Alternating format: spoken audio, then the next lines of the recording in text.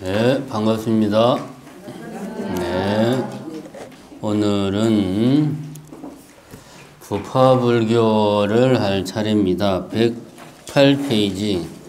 108페이지네. 나름 의미 있는 숫자네요.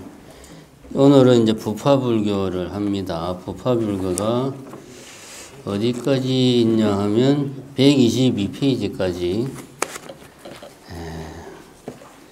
작년 가을에 아비담마 불교를 법만 가지고 하는데도 2시간을 넘겨서 했던 기억이 나는데, 어쨌든 부파불교라는 말은 초기 불교는 이제 부처님 당시, 그리고 부처님의 직계 제자들이 살아 계시던 시기까지를 뭐 초기 불교다 이렇게 이제 본다면, 그 이후에서 대승불교가 등장하기 전까지가 이제 부파불교라고 시기적으로 그렇게 봅니다. 왜 이름이 부파불교냐 그러면은 파가 막 나누어졌다 이거지. 왜 파가 나누어졌냐 하면, 지난 시간에도 뭐 몇 차례 이야기했지만 부처님이 45년 동안 법을 설하실 때 나름대로 어떤 전체적인 계통과 체계를 세우고 법을 설한 게 아니고 대기설법이라고 그러죠. 근기에 맞게 상황에 따라서 그때 다양한 주제와 다양한 수준으로 법을 설했기 때문에 그 부처님이 말씀하신 것을 어떻게든 하나의 체계로 만들고자 하는 그런 욕망이 당연히 있었겠죠. 근데 그런 시도들이 부처님 사후에 이제 많이 이루어집니다. 그래서 우리는 이렇게 본다, 뭐 이렇게 본다 해서 막 다양한 의견을 가진 집단들이 부처님의 말씀을 나름대로 정리를 하려고 했죠. 그래서 다양한 집단들이 우리는 이렇게 정리를 했어, 우리는 이렇게 정리를 했어 하고 해서 다양한 집단들이 등장해서 자기 주장을 하던 그 시기의 불교가 부파불교입니다.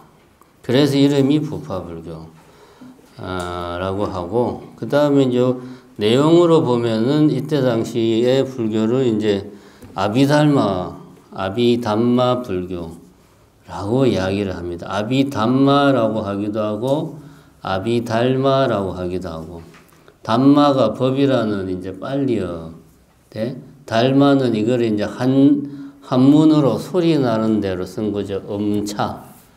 담마를 소리 나는 대로 써서 음차 해가지고 달마라고 이제 써서 아비달마라기도 하는데, 정확하게 하면은 아비담마가 더 정확하겠죠. 요 이제 그럼 아비는 무엇에 대하여, 아버지가 아니고 무엇에 대하여 그런 뜻이. 그러니까 법에 대하여, 법이라는 것에 대해서 쭉 설명을 해놓은 게 아비달마의 내용이다.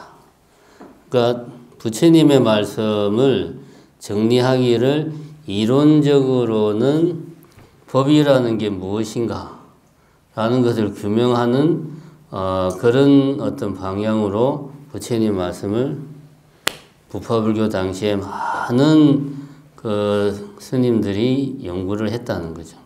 그래서 이때 불교의 특징이 교학이 아주 발달을 했습니다.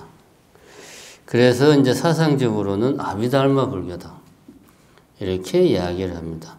역사적으로 보면 대략 기원전 한 300년 뭐 그때쯤부터 해가지고 사실은 요 아비달마 불교, 부파불교가 여러 파가 있습니다. 그래서 그 상자부가 이제 가장 대표적인데, 상자부는 지금도 남방에 그대로 계속 존속하고 있고, 그 다음에 그 부파불교 중에서 이제 경량부, 뭐 정량부 이런 쪽은 나중에 대승불교의 사상으로 이제 흡수가 됩니다. 그래서 사상적으로는 지금까지 계속 이어지고 있고, 역사적으로는 대부분의 부파불교는 대승불교가 출현하는 그 시기쯤 해가지고 소소한 부파불교들은 사라지고, 뭐 정량부, 상자부 이런 굵직한 부파불교, 그때부터는 소승불교라고 하죠. 초기에 부처님 말씀을 어떻게 정리할까 라고 하는 관점에서 서로 막 의견이 갈려서 서로 자기 주장할 때는 부파불교라고 말했고, 나중에 부처님 사후에 한 500년 정도 지나서 대승불교라는 새로운 흐름이 등장하자 기존에 이런 부파불교는 이제 대승불교에서는 소승불교다 뭐 이런 표현을 쓰면서 좀 표현이 바뀌죠. 또 소승불교는 지금도 계속 이어지고 있고, 심지어는 우리는 이제 대승불교가 뭐 서기 뭐 1세기, 2세기 좀 등장을 하면서 소승불교는 완전히 뭐 빛을 잃고 사라졌다 라고 생각하는데 그거 아니에요. 불교가 인도에서 사라지기 직전까지 소승불교가 더 우세했습니다. 인도에서.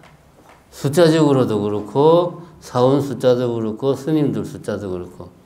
그러니까 인도에서는 대승불교는 불교가 소멸할 때까지 이름은 대승인데 소수였어요. 소수파. 이게 소승이 아니고 대승이 아니에요. 그거는 우리가 잘 모르는 역사적인 사실입니다. 그거 이제 유념하시고, 부파불교의 철학 108페이지 그 이제 앞부분에 보면은 이제 설화 이야기가 나오잖아요. 이거는 말 그대로 설화입니다.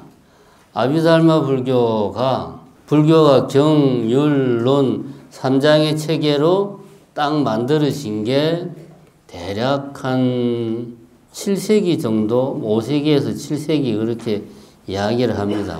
경장은 이미 뭐 1차 결집, 2차 결집하면서 부처님 사후에 어느 정도 결집이 되었고, 그 다음에 논장, 여기서 말하는 아비달마, 논장이 완전하게 딱 자리를 잡힌 게 이제 한참 뒤에 남방불교에서 이제 붓다고사 스님의 청정도론이라고 하는 게 나오면서 그동안의 논서들을 총결집해서 이게 등장을 해요. 그게 서기 한 500년인가 700년인가 그때쯤 됩니다.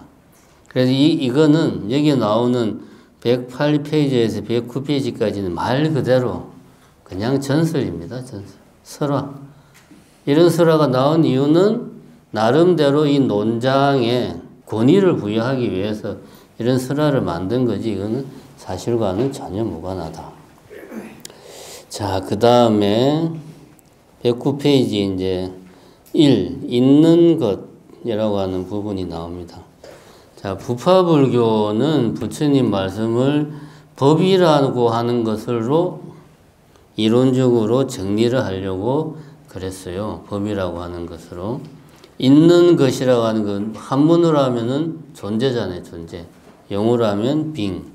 그러니까 법이라고 하는 것은 우리가 상식적으로 알고 있는 법은 첫 번째가 이제 영어로 대문자 담마라고 하면 그는 부처님의 가르침, 진리고, 소문자 담마라고 하면 존재, 있는 것. 이렇게 상식적으로는 이 두 가지 뜻입니다. 그런데 이 생각으로 우리가 아비달마 불교를 접하면 이해하기가 상당히 힘듭니다. 아비달마 불교는 법이 무엇인가 라는 것만 이해하면 뭐 한 반은 이해한다고 보면 됩니다. 나머지 반은 이제 인내와 끈기를 가지고 봐야 되죠. 아비달마 불교 논장이 엄청나게 재미가 없습니다. 정말 지겨워요. 법이 무엇인가만 머릿속에 정리가 되면, 사실은 뭐, 아비달마 불교를 내가 뭐 깊이 공부할 게 아니라면, 나머지는 뭐 굳이 안 해도 됩니다. 법이 뭐냐? 여기 보면 있는 것 해서 두 번째 줄에 나오죠. 있는 것의 최소 단위인 법의 분류를 시도한다. 법은 요 문장 나온 거 그대로 읽어보면 최소 단위라고 나와 있죠.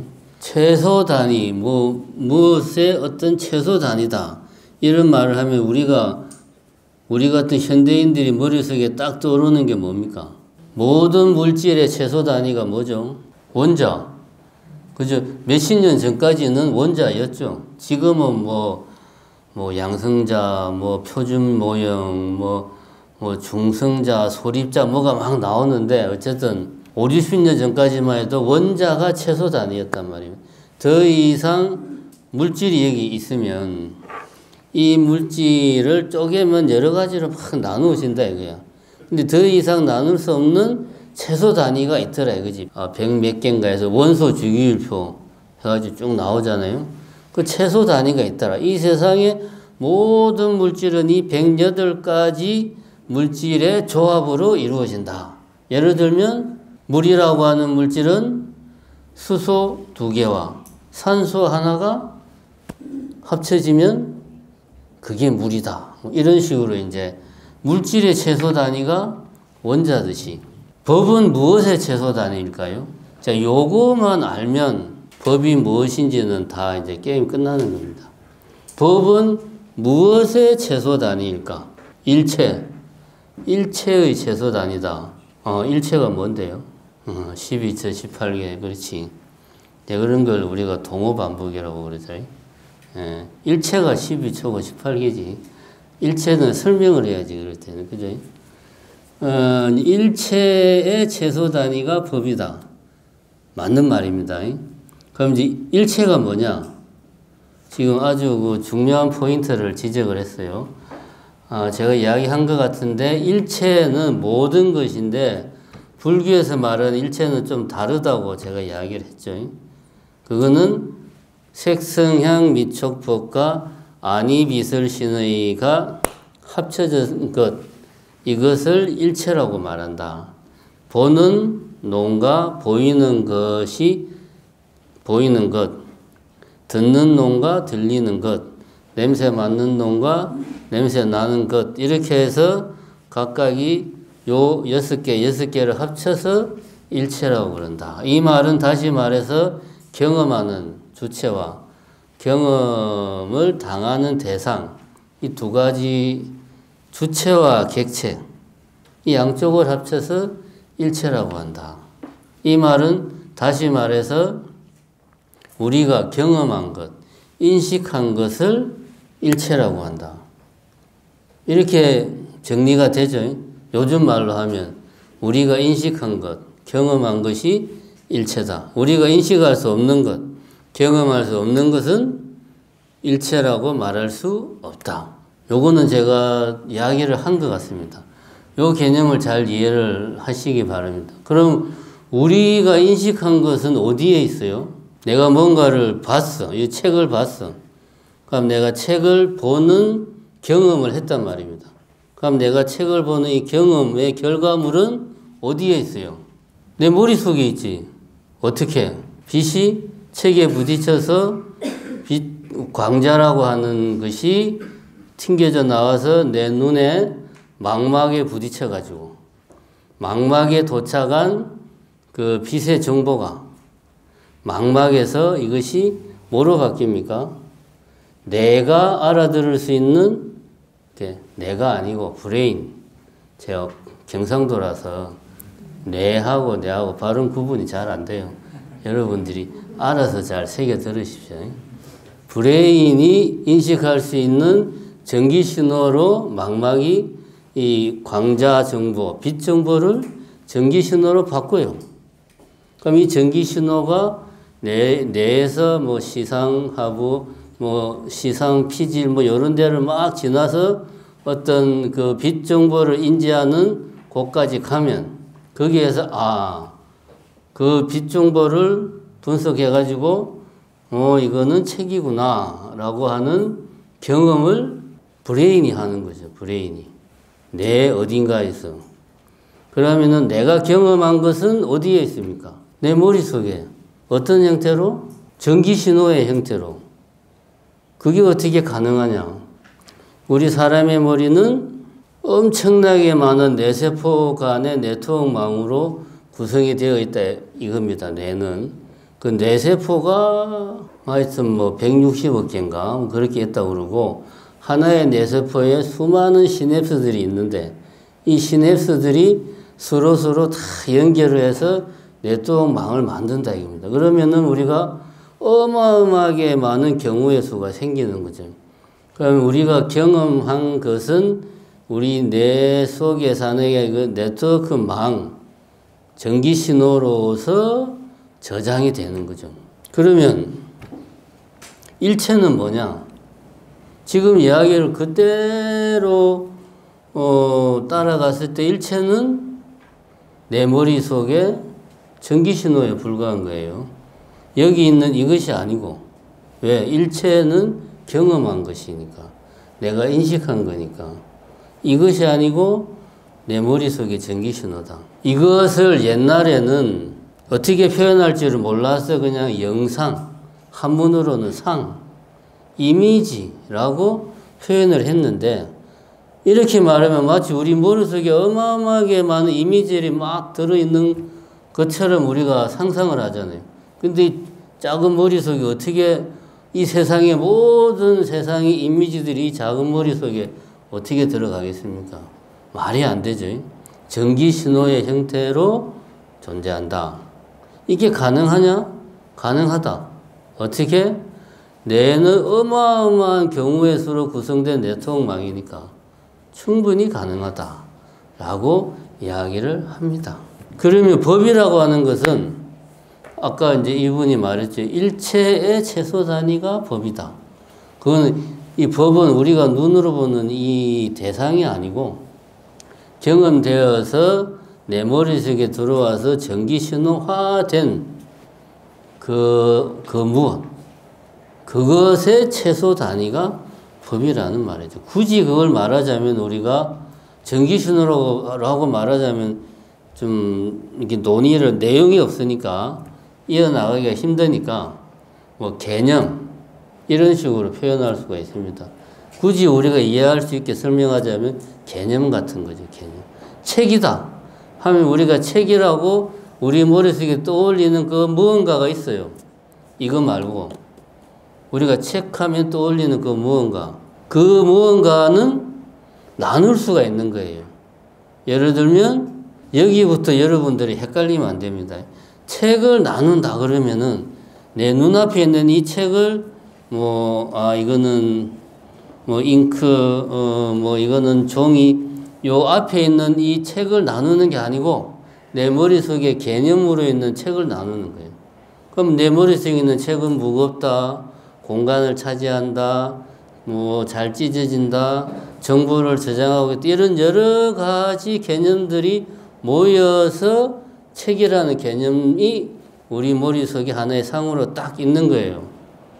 책이라는 그 개념이 최소 단위가 아니에요. 쪼갤 수가 있어요. 그렇게 막 쪼개가지고 제일 마지막에 남는 게 뭐다? 법이다. 요거 이해가 됩니까? 요거 이해를 못하면 아비달마 불교를 이해하기가 참 힘듭니다. 지금은 입문 시간이니까 그냥 법이라 하는 것은 실제 물질을 나눈 게 아니고 어떤 경험한 것, 우리의 개념, 굳이 말하자면 그런 것들을 쪼개가지고 더 이상 쪼갤 수 없는 최소 단위로 최소 단위를 법이라고 한다. 이렇게 이해를 우선 하시고, 더 자세한 거는 요 이야기만 가지고도 보통 한 학기 강의를 하거든요. 우선 요 정도만 하시고, 110페이지를 보면 이 법이라는 게 상자부에서는 4위 82법으로 나누고 설일체 2부는 5위 75법으로 나눈다. 그러니까 이게 객관적으로 딱 픽스되어 있는 게 아니에요. 당연하겠죠. 우리 머릿속에 전기 신호를 분석, 나누는 거니까. 그래서 집단마다 의견이 다르죠. 4위 82법은 4가지 그룹에 총 82가지 법으로 우리는 상정한다. 그런 말이죠. 5위 75법은 총 5가지 그룹으로 있는데 전체적으로는 75개의 법이 있다. 이렇게 말을 하는 겁니다. 자, 여기서 사실은 이제 이 상자부가 지금 남방불교예요. 테라바다 불교. 남방불교가 이 상자부입니다. 상자부는 거의 2000년 가까이 그 전통을 그대로 유지하고 있습니다. 큰 변화 없이. 청정도론 이후로. 보면은 법을 크게 유의와 무의로 나누고 110페이지 보면 상자부. 유의는 다시 마음, 정신현상, 물질 이렇게 나누고 무의는 열반 하나만 있다. 이렇게 설명을 하고 있습니다. 그리고 마음은 아비달마 불교에서 말하는 마음, 최소 단위로서의 마음은 최소 단위니까 마음이 인식도 하고 뭐 느낌도 가지고 사유도 하고 이러면 안 되죠. 왜 안 됩니까? 최소 단위니까 그 고유한 성질이 하나만 있어야지. 왜? 그렇게 정의를 했어요. 이거는 왜라고 물으면 안 돼. 정의를 하기를 법은 일체의 최소 단위라고 정의를 했으니까 최소 단위면은 하나의 성질, 고유한 그 하나의 성질, 더 이상 나눌 수 없는 하나의 성질만 있어야 돼. 근데 여기 이제 마음이 하나의 법이다. 우리가 마음은 뭔가를 알고 사유하고 느끼고 여러 가지 작용이 있는데 어떻게 하나로 마음을 설명하지? 그래서 상자부나 부파불교에서 생각을 해낸 게 마음은 하나야. 마음의 고유 성질은 하나야. 뭐다? 아는 것. 뭔가를 경험하고 책이구나. 컵이구나. 이게 마음이 되게. 그럼 나머지는 나는 책이 싫어. 배가 고파서 못 살겠어. 이런 부분들은 뭘까? 이런 것들은 마음이 아니고 마음에 따라오는 것들이다. 라고 나눈 거예요. 지금 우리가 보면은 이해가 안 되지만 부파불교 당시에는 제가 계속 강조합니다. 최소 단위가 법이니까. 그럼 마음은 고유한 성질이 하나만 있어야 돼. 그래서 다른 성질들은 이거는 마음이 아니야. 마음이 아니고 마음이 갈 때 항상 같이 따라다니는 거야. 라고 설명하는 거야. 예를 들면 회의, 질투, 교만, 해태심 이런 것들. 이런 것들은 마음이 아니고 마음에 따라다니는 것, 항상 언제나 마음에 따라다니는 것으로 나누는 거죠. 요게 두 번째 나오는 정신현상이라고 말한 게 그런 것들입니다. 요걸 이제 한글 번역에서는 마음 부수라는 표현을 써요. 마음의 부수적인 거다. 따라오는 거다. 여기서 정신현상이라고 말하면은 이해가 안 되죠. 이게 뭔 말이야. 근데 마음 부수하면은 마음에 따라오는 거다. 말 그대로 그냥 이해하면 됩니다. 그 다음에 이거 여기서 물질이 왜 나오지? 여기서 물질이 왜 나옵니까? 제가 분명히 경험한 것의 최소 단위가 법이라고 그랬는데, 자, 요게 이제 여기서 말하는 물질은 우리의 현대과학에서 말하는 물질, 인식 대상으로서의 물질이 아닙니다. 그게 아니고, 예를 들면 마음의 작용에 관여하는 것, 예를 들면은 내가 책을 본다. 아까 말했죠. 빛이 부딪혀서 빛의 입자가 내 망막에 부딪혀가지고 그 빛의 광자의 정보가 전기신호로 바뀌어가지고 전기신호가 시상하부 요런 데를 막 통과해가지고 어떤 뇌의 시각 정보를 처리하는 데로 간다. 그렇게 이야기를 했단 말입니다. 그럼 여기에서 뇌의 입장에서 보면 빛은 뇌는 알 수가 없어요. 경험을 못해. 내가 알려면 누군가가 이것을 뇌가 브레인이 인식할 수 있는 전기 신호로 바꿔줘야 돼. 그게 이제 아니, 비설, 신. 요 5가지가 하는 일이 그거죠. 눈은 보는 대상을 전기 신호로 바꾸고, 귀는 듣는 대상을 전기 신호로 바꾸고, 이런 식으로. 그럼 여기에서 요 브레인이 감지할 수 있게 바꾸어주는 아주 예민한 감각이 집중되어 있는 요것을 감성의 물질이다. 이런 표현을 씁니다. 아비달마 불교.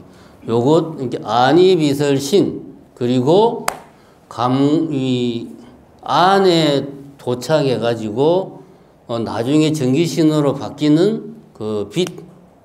요것이, 그러니까 색성향 미촉에 해당하죠. 대상. 이 책이 아니고, 이 책에 부딪혀서 눈 안으로 들어온 빛. 그 다음에 그 빛을 받아들이는 망막. 이 친구들까지 브레인이 자기가 커버하는 대상이 되고요. 이렇게 부파불교 당시에는 이해를 했다. 이거는 지금 2000년 전의 이야기예요. 지금 현대과학적인 기준으로 그거 좀 아닌 것 같은데요 라고 저한테 따지면 제가 이제 2000년 전으로 타임머신을 타고 가서 왜 당신들은 그렇게 개념을 애매하게 했냐라고 따질 수밖에 없습니다. 그것까지 저한테 따지면 안 돼요. 그때는 그렇게 나누었습니다. 요것까지 이해가 됩니까? 안 돼도 뭐 어쩔 수가 없습니다. 그렇다면 12연기의 명색이 있지 않습니까? 네. 명은 정신적인 작용이고 색은 물질적인 작용인데 시계에서 명색으로 넘어간단 말입니다. 그럼 색이라고 하는 시계에서 물질로 넘어가지 않습니까? 그거하고 같은 개념으로 이해를 하면 되겠습니까? 뭐 굳이 말하면은 기본 맥락은 같은 맥락이에요. 근데 이제 그걸 구체적으로 들어가면 좀 많이 복잡합니다. 왜냐하면 12연기는 우리가 온이라고 말하는 거, 색, 수상, 행식이라고 말하는 것을 아주 구체적으로 다시 풀어쓴 거기 때문에 아주 이게 미묘한 부분들이 많아요. 그래서 사실은 12연기가 어려워요. 지금 이야기한 부분이 기본 맥락은 맞습니다. 어떤 대상을 인지해서 그것이 전기신호로 바뀌는 그런 과정을 표현하는 거다. 일단은 뭐 그렇게 이해를 해도 크게 다르지 않습니다. 다만 제가 여기서 강조하는 것은 부파불교, 아비달마 불교 내지는 불교의 인식론을 내과학적으로 이해를 하면 아주 이해가 잘 된다. 그 불교 용어로 이해하면 너무 어려워요. 근데 현대 내과학의 개념으로 정리를 하면 정확하게 맞아떨어져요. 그래서 언제 기회가 되면 내과학 쪽에 공부를 하시면 불교 공부하는데 엄청나게 도움이 됩니다. 네, 어쨌든 그렇게 하시고 정리를 합시다. 아비달마 불교에서 말하는 법이란 일체의 최소 단위를 말하는 거다. 그것은 정확한 건 아닌데 이해를 돕기 위해서 개념 같은 것의 최소 단위다. 이렇게 이해를 하시면 되겠고, 그 최소 단위는 크게 유의법과 무의법으로 나뉘는데, 유의법이라고 하는 것은 어쨌든 결과적으로 번뇌를 만들어내는 거고, 무의법은 더 이상 번뇌를 만들어내지 않는, 번뇌에 오염되지 않은 게 무의법이고, 그래서 유의법에는 마음, 마음부수, 물질 이렇게 또 3가지 그룹으로 나뉘고, 무의법은 열반 하나만 있다. 이렇게 상자부에서 설명을 한다. 다른 데는 또 다르게 하는데 그것까지 하면은 머리가 터진다. 네. 일단 여기까지만 정리를 합시다. 핵심은 법은 일체의 최소단이다. 일체는 사람이 경험한 것, 인식한 것, 아주 단순화시키면 우리 브레인 속에 막 돌아다니는 전기신호, 그렇게 이해를 하면 되겠다.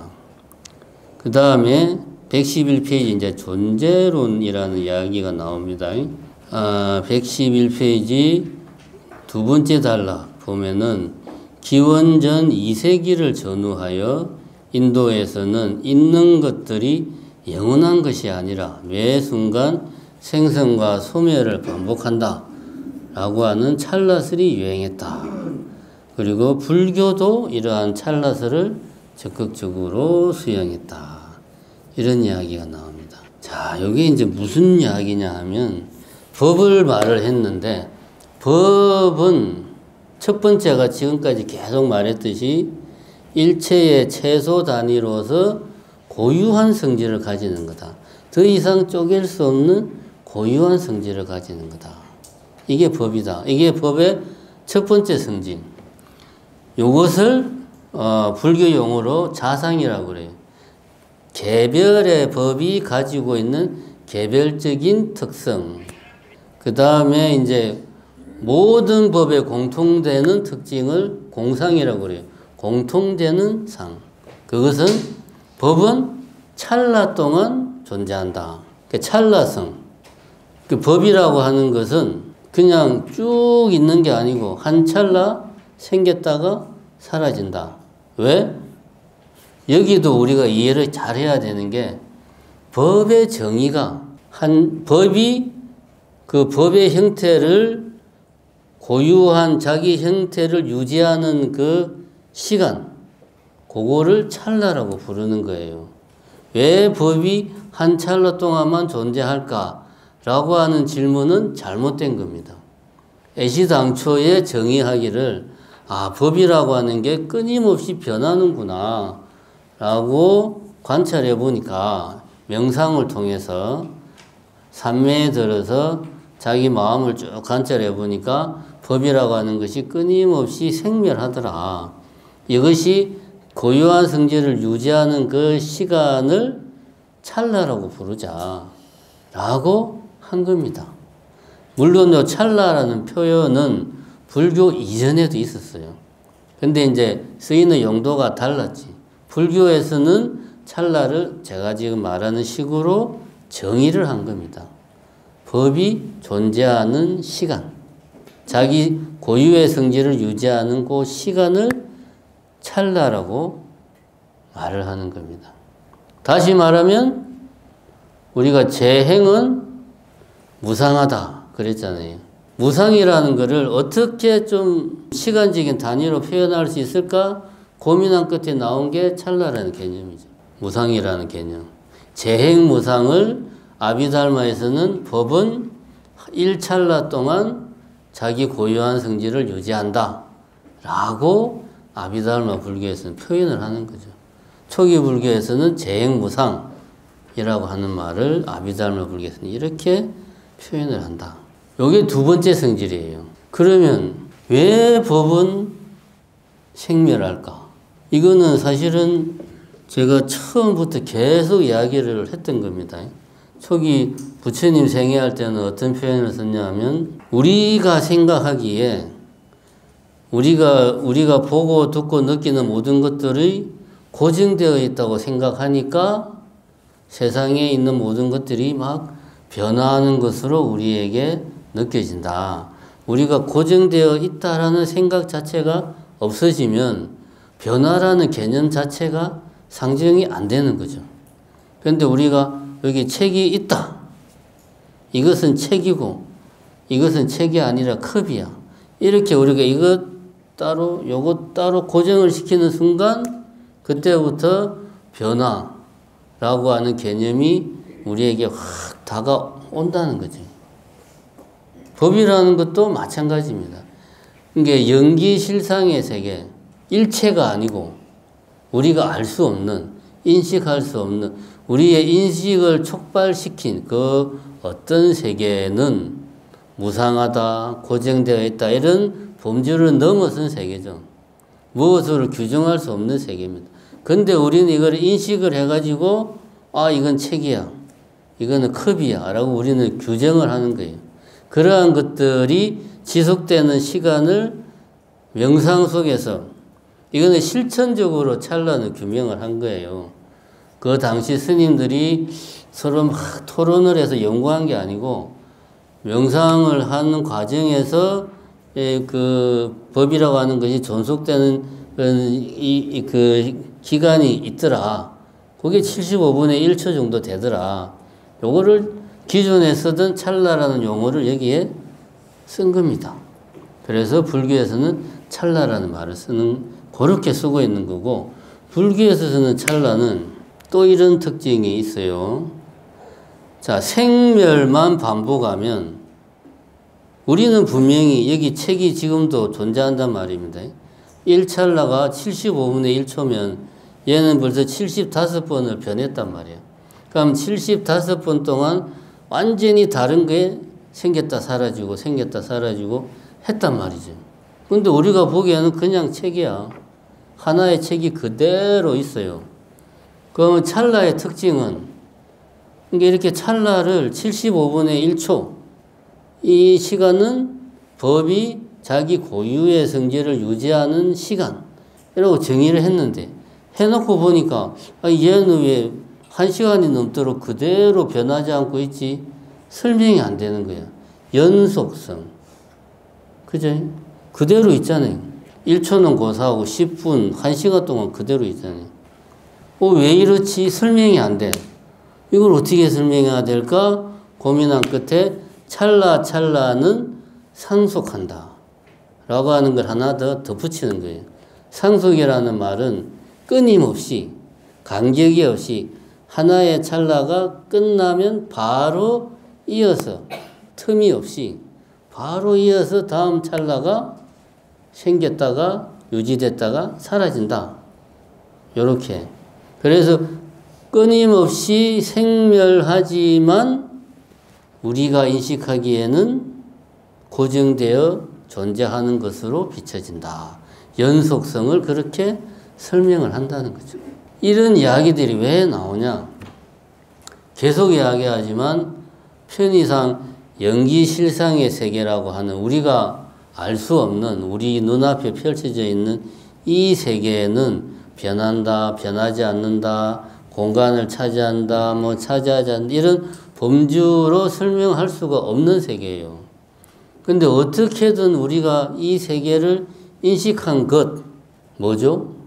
일체를 설명을 하려고 하다 보니까 지금처럼 찰나를 상정하고, 찰나만 상정하니까 이거 뭔가 좀 빠진 것 같은데, 그래서 찰나는 상속한다 라고 하는 걸 또 덧붙이고 이렇게 되는 겁니다. 그래서 아비달마 불교의 핵심 교리가 그래서 어려운 겁니다.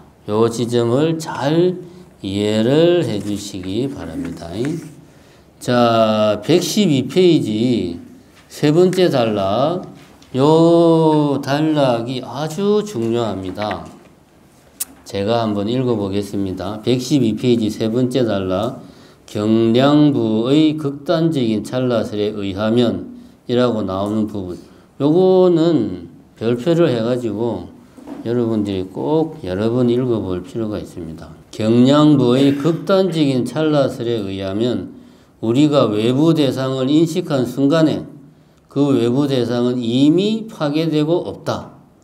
맞는 말이죠? 고유의 성질은 찰나 생멸하니까 인식하는 순간 이미 몇 찰나가 지나갔으니까. 따라서 우리의 인식은 외부 대상으로부터 직접 일어날 수 없는 것이다. 직접 일어나지 않고 빛의 정보, 그 외부 그 무언가와 관계한 빛의 정보 내지는 소리의 정보를 우리는 인식하는 거죠. 그게 색성향 미촉이라고 말했죠. 요것까지는 이해가 되죠. 따라서 우리는 외부 대상으로부터 인식은 외부 대상으로부터 직접 일어날 수 없는 것이다. 외부 대상은 원인으로 우리의 의식이 외부 대상과 비슷한 영상을 우리의 의식에 남기면, 방금 전에 한 이야기죠. 외부 대상과 비슷한 영상을 우리 의식에 남긴다. 요거를 현대 뇌과학으로 풀어서 말하면 전기신호로 신경망 어딘가의 네트워크, 신경망 어딘가의 전기신호로 활성화, 뇌의 특정 부위가 저장된다라는 표현은 안 맞죠. 저장된다라는 말은 공간적인 표현이잖아. 특정 부위의 네트워크 신경망이 활성화된다. 이렇게 표현해야지. 외부 대상과 비슷한 영상을 우리의 의식에 남기며 이렇게 의식에 의해 만들어진 영상을 뇌의 특정 부위에 활성화된 뇌의 부위를 통해서 우리는 외부의 대상이 존재한다 라고 믿게 되는 것이다. 그러니까 우리의 브레인은 자기 자신 어딘가의 영역에 신경망이 활성화되는 것을 인지를 하고 책이 있구나. 내 브레인 밖에 책이 있구나. 라고 인식을 한다는 겁니다. 요거 제가 계속 한 말이잖아요. 요게 경량부의 주장입니다. 근데 이 주장이 대승불교에서 아비달마 유식불교로 그대로 이어집니다. 유식사상. 그 유식사상은 대승불교의 꽃이라고 하는 화엄사상의 핵심을 이루는 거예요. 다시 말해서 이런 경량부의 생각은 이어져 가지고 대승불교의 핵심적인 사상으로 발전하게 된다. 그래서 이것이 엄청나게 중요하다. 그때 당시에 상자부 외에 상자부는 전통적인 이제 쉽게 말하면 보수파. 그 외 나머지는 이제 상자부에 반대되는 집단을 대중부라고 그랬는데 대중부는 경량부, 정량부, 독자부 이런 애들이 있었어요. 우리는 이거 몰라도 됩니다. 있었는데 그 중에서 경량부의 사상은 대승불교에 가장 큰 영향을 미친다. 그리고 이제 정량부라고 하는 게 또 있었어요. 이쪽 친구들은 중론, 중간사상에 영향을 미칩니다. 근데 중간사상은 대승불교의 핵심을 차지하면서 지금까지 이어져 내려오지는 못해요. 다만 공사상을 설명할 때 우리가 중간사상을 가져와서 설명을 하지만 지금의 대승불교의 핵심을 이루는 것은 어떻게 보면 유식사상의 관점에서 재구성된 불교가 지금 대승불교의 핵심이다. 그래서 이 주장이 상당히 중요하다. 제일 끝에 보면 쭉쭉쭉 나가서 대승불교 유가행파 교학의 토대가 된다. 이런 말이 나오죠. 유가행파가 유식사상을 주장한 쪽이 유가행파입니다. 자, 이렇게 이제 어떻게 존재하는가라는 것을 설명하기 위해서 찰나라는 개념을 도입을 했다. 그 다음에 이제 윤리관을 설명을 하면서 윤리관에서는 이제 업을 가지고 윤리관을 설명하는데 왜 이런 이야기를 하냐 하면 부처님이 말씀하셨다 이겁니다. 재행은 무상하다. 모든 것은 끊임없이 생멸한다.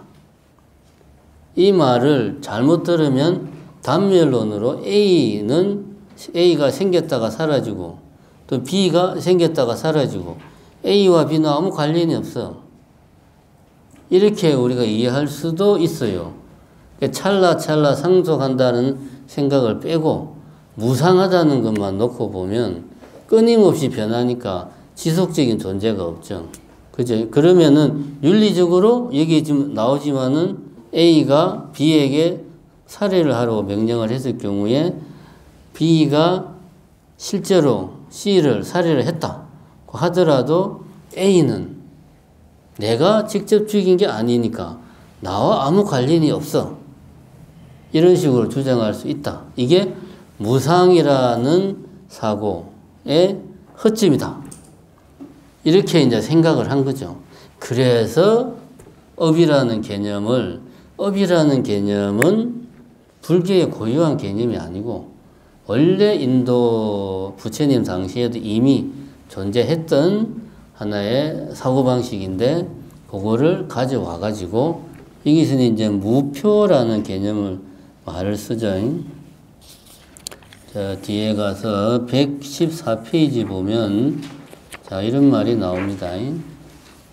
세 번째 줄에 따라서 그러니까 이제 A가 B에게 살해를 지시를 했어. 그래서 B가 C를 살해를 한 거야. 지금 요 상황입니다. 세 번째 줄 따라서 A는 B의 살인 명령 수행 여부에 따라서 살인자가 될 수도 있고 되지 않을 수도 있다. 그러나 행위에 선행한 의도를 중요시하는 초기 불교 행위 이론은 C의 살해 여부라는 그 결과를 외면하게 된다는 문제점을 가지게 된다. 요 말은 이해가 되죠. 동기가 중요하다. 업을 보통 의도라고 설명하죠. 하나의 행위를 하려면 그 행위를 하기 전에 의도가 반드시 존재한다. 예를 들어서 물을 마셔야 되겠다. 물을 마시는 행위를 하기 전에는 반드시 물을 마셔야 되겠다 라고 하는 의도가 먼저 선행한다 이거죠. 그래서 그 의도가 무엇이냐에 따라서 동기가 뭐냐에 따라서 결정된다. 실제로 B가 살인을 했냐 안 했냐는 중요한 게 아니야. 살인을 하라고 그런 의도를 A가 가진 것 자체가 문제야. 이게 동기주의잖아요. 의도. 그러니까 이제 업을 이야기하니까 또 이런 문제가 있는 거예요. 살인을 하든 안 하든 동기만, 의도만 가져도 문제가 있다라고 이제 이야기를 하니까 여기에서 이제 무표라는 개념을 가지고 와가지고 그 다음에 이어서 이야기하면 설일체 유부는 이러한 문제점을 해결하기 위해서 행위를 드러난 것과 드러나지 않은 것으로 구분해야 한다고 주장했다. 이들에 의하면 B가 C를 살해하는 순간에 A는 다른 일을 하고 있더라도 드러나지 않은 행위를 통해서 살인자가 된다라고 설명한다. 그러니까 동기주의 무상이라는 주장의 한계점을 극복하기 위해서 업이라는 개념을 가져왔는데 이거는 또 동기주의에 빠지는 문제가 있더래, 그렇지? 그래서 무표라는 개념을 보완을 해가지고 보이지 않는 업이 계속 이어진다. 그래서 B가 살인을 하면 A도 살인자가 된다. 이렇게 설명을 하는 겁니다. 요거는 나중에 가면 유식에서 뭐 아레야식 이야기하고 할 때 이숙식 이숙 이런 이야기할 때 모든 행위의 종자가 우리 마음속에 다 저장이 된다 이거야. 그래서 그게 언젠가는 다시 발현이 된다라고 표현하는 이런 생각에 좀 영향을 많이 주죠. 그렇게 이해를 하시면 됩니다. 이런 식으로 그래서 이제 그 다음에 연속성을 설명할 때 115페이지 경량부는 종자설을 통해 행위의 메커니즘을 설명한다. 행위는 생성되자마자 파괴되기 때문에 직접 결과를 생성시킬 수 없다. 행위의 결과를 이끌어내는 힘은 행위를 한 순간에 행위자에게 스며든다. 이후 행위자를 의지하여 지속되는 이 힘은 결국 특정한 결과를 산출한다. 어떤 행위를 하면 그 행위의 그 어떤 결과가 종자가 되어서 어딘가에 저장이 되었다가 나중에 발현이 된다. 그래서 인과론, 선인선과, 악인악과, 선한 원인에는 선한 결과가 비롯되고 나쁜 원인에는 나쁜 결과가 이어진다는 걸 설명할 수가 있는 거죠. 이 모든 것들이 이제 계속 이야기를 하지만 우리가 항상 머릿속에 염두에 둬야 되는 게 지금 이 이야기들이 우리가 이렇게 눈에 보이는 그러니까 현대 과학이 연구의 대상으로 삼고 있는 물질 세계를 이야기하는 게 아니에요. 물질 세계는 불교의 입장에서는 불가지론입니다. 불가지론. 연기실상의 세계는 불가지, 알 수 없다. 우리의 인식으로는 알 수 없다. 우리가 아는 것은 다만 이 연기실상의 세계와 인연을 맺어서 나의 망막에 도착한 빛의 정보, 이걸 우리가 전기신호로 바꾸어서 인식할 수 있을 뿐이지 요 자체, 연기실상의 세계는 알 수가 없다. 왜? 인간의 인식이 그렇게 작동을 하니까. 인간의 인식이, 우리의 감각기관이 이 연기실상의 세계를 직접 접촉할 수가 없는 거예요. 이게 무슨 말이냐 하면 완전히 깜깜한 방이 있다고 칩시다. 어떤 아이가 가정을 했을 때 완전히 깜깜한 방에서 태어났어. 눈, 코, 입 다 있는데 그럼 이 아이가 뭔가를 볼 수 있을까요? 완전히 깜깜한 방에서 태어나서 쭉 살아왔다고 치자.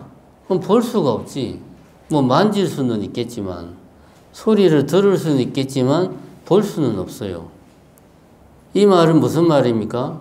우리는 이 세계를 직접 접촉할 수가 없어. 뭔가를 통해서 이 세계와 인연을 맺는다. 그래서 이 세계는 알 수 없다. 불가지론.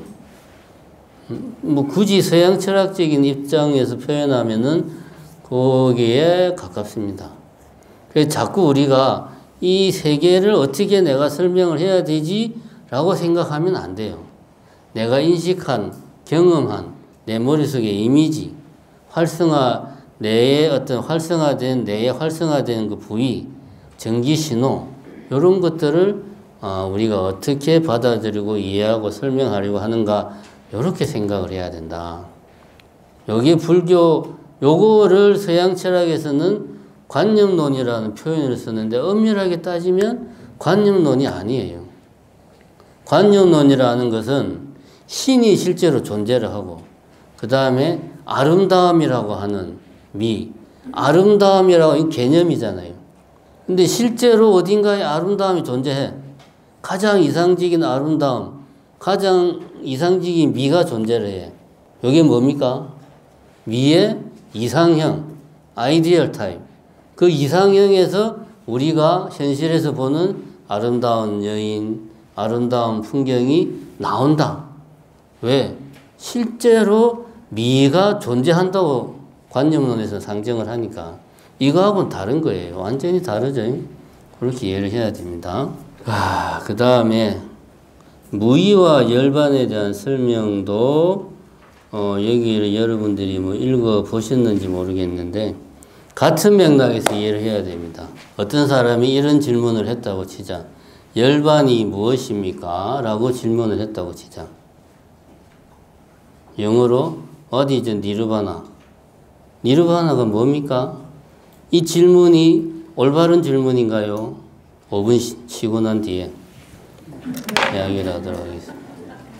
요번에 4월 27일 날 불교 뭐라고 제목을 달았지? 불교 문화 답사 가는 거는 부여 쪽에 간다고 그랬는데요. 들어오실 동안 잠깐 이제 딴 이야기 좀 하면 부여 시내에 이제 부여 박물관도 있고 정림사지도 있고 그다음에 이제 뭐 백제 문화지구 뭐 이제 그런 것도 있고 그래요. 다 시내에 있습니다. 정림사지 탑은 이게 이제 석탑 중에서 백제의 탑 중에서 가장 아름다운 탑이라고 평가하는 게 정림사지 오청석탑입니다. 아주 옥계석이 그야말로 날아갈 듯 어떻게 그거를 깎았는지 참 정말 대단한, 가서 보면 정말 감탄사가 절로 나오는 게 정림사지 오청석탑입니다. 탑도 제법 커요, 생각보다. 이건 그렇고, 그 다음에 이제 그 단톡방에 보면 능사라고 나와 있는 게 그 백제문화지구에 그 롯데 회장 누굽니까? 신교포. 그 양반이 제일 교포잖아요. 그 양반이 돈을 내가지고 지은 절이에요. 절만 지은 게 아니고 궁도 크게, 절보다 훨씬 더 크게 이제 궁전도 짓고, 완전 제대로 그냥 시멘트로 지은 게 아니고, 목재로 제대로 지었습니다.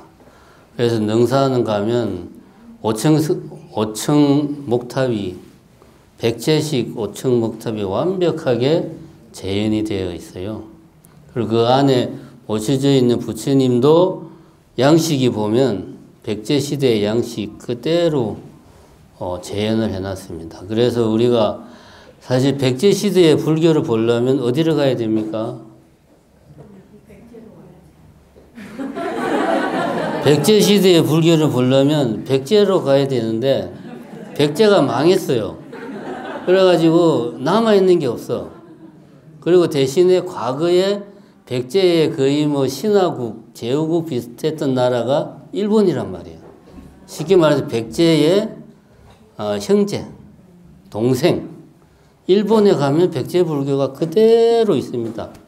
나라에 가면 법륜사 뭐 요런 데 가면은 그대로 있어요. 백제 불교를 보려면 일본에 가면 돼. 근데 일본에 안 가도 백제 문화지구에 가면은 그대로 재현을 해놨습니다. 능사라고 하는 절도 그렇고 궁전도 그렇고 그래서 거기는 한번 가볼 만한 가치가 있다. 그 다음에 익산 미륵사지는 그 이제 백제 시대에 이제 가람 배치 이런 거를 가서 이제 보면 우리가 알 수가 있고 실제의 탑이 얼마나 컸었는지를 알 수 있는 가늠해 볼 수 있는 게 이제 익산 미륵사지고 거기에 이제 미륵사지 탑을 해체 보수할 때 나온 그 국보급 보물들이 나왔어요. 제가 몇 년 전에 갔을 때는 그때 뭐 수리 중이라고 못 봤어요. 이번에 갈 때는 꼭 봐야지. 하여튼 어마어마한 그 보물급, 그러니까 사리함 이런 거죠. 사리함 같은 게. 그게 이제 백제 시대에 아주 그 섬세한 조각이 그대로. 부여박물관에 아마 그게 있을 거예요. 그 금동향론가 유명한 거 있잖아요. 쫙 이렇게 학 비슷하게 쫙 있고.